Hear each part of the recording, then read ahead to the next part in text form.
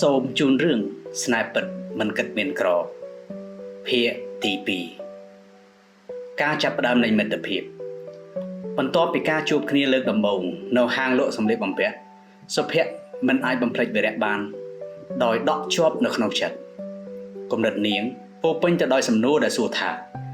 តើអ្វីដែលធ្វើឲ្យនាងមានអារម្មណ៍ពិសេសចំពោះបុរសសាមញ្ញម្នាក់ដែលមិនមានទ្រព្យសម្បត្តិមិនដូចអ្នកដែលនាងធ្លាប់ស្គាល់ពីមុនមកទេថ្ងៃបន្ទាប់វីរៈកំពុងតែធ្វើការដោយធម្មតាប៉ុន្តែ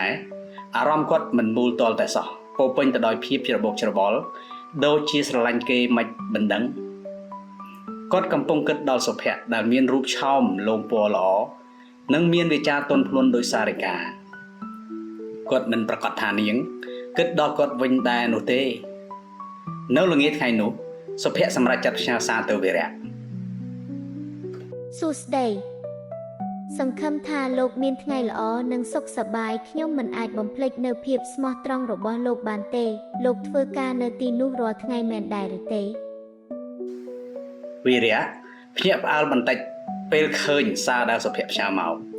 គាត់មិនដែលគិតថាសុភ័ក្រនឹងចងចាំរូបគាត់ហើយតាក់ទងមកគាត់នោះទេគាត់ឆ្លើយតបអរគុណអ្នកនាងដែលគិតដល់ខ្ញុំបាទខ្ញុំធ្វើការនៅទីនោះរាល់ថ្ងៃខ្ញុំសប្បាយចិត្តណាស់ដែលបានជួយអ្នកនិងអរគុណចំពោះការផ្ញើសារមកសួរសុខទុក្ខពីថ្ងៃនោះមកតាមរយៈសារទូរស័ព្ទពួកគេបានចាប់ផ្ដើមជជែកគ្នាអំពីជីវិតផ្ទាល់ខ្លួនសុភ័ក្ររំភើបចិត្តពេលដឹងថាវីរៈជាមនុស្សខិតខំនិងលះបង់ឲ្យក្រុមគ្រួសាររបស់ខ្លួនវីរៈក៏មានអារម្មណ៍ថាសុភ័ក្រមិនត្រឹមតែជានារីមានទ្រព្យសម្បត្តិស្ដុកស្ដំប៉ុណ្ណឹងទេប៉ុន្តែថែមទាំងមានចិត្តល្អនិងគោរពឲ្យតម្លៃអ្នកដទៃទៀតផងថ្ងៃមួយសុភ័ក្របានស្នើសុំជួបវីរៈនៅកន្លែងផ្សេងនាងបានជ្រើសរើសហាងកាហ្វេស្ងាត់មួយនៅទីក្រុងវីរៈស្ទើរតែមិនជឿភ្នែកខ្លួនឯងថាក្មេងស្រីកំពូលថ្លៃថ្នូរដោយសុភ័ក្រនឹងអញ្ជើញគាត់ជួបពិភាក្សាគ្នានោះទេនៅក្នុងហាងកាហ្វេពួកគេបាននិយាយស្ដីអំពីក្តីសុបិនរបស់ពួកគេខ្ញុំចង់បើកហាងខ្នាតតូចផ្ទាល់ខ្លួនមួយនៅថ្ងៃអនាគតវីរៈនិយាយបង្ហាញក្តីសង្ឃឹមលោកគួរតែព្យាយាមដើម្បីបង្កើតវាឡើងខ្ញុំជឿជាក់លើលោកសុភ័ក្របង្ហាញការជឿជាក់វីរៈចាប់ផ្ដើមមានអារម្មណ៍ថាសុភ័ក្រខុសពីស្ត្រីដែលធ្លាប់